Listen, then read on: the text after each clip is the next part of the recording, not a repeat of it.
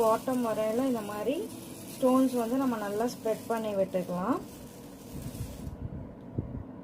So spread பண்ணதுக்கப்புறம் வந்து பார்த்திங்கன்னா நல்லா இந்த டாப்லேருந்து பாட்டம் வந்து நல்லா இப்படி ஸ்டோன்ஸ் வந்து தேய்ச்சி கொடுக்கணும்.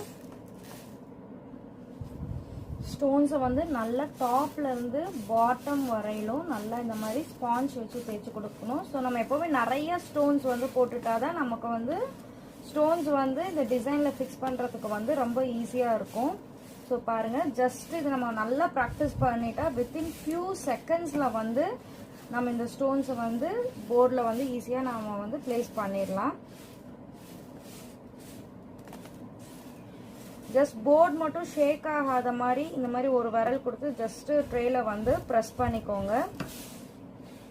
ஸோ இப்போ ஏதாவது இடத்துல ஸ்டோன்ஸ் இல்லைன்னா அங்கே நீங்கள் வந்து அதே அந்த இடத்துல நிறைய ஸ்டோன்ஸ் போட்டு நீங்கள் வந்து நல்லா தேய்ச்சி கொடுக்குறப்ப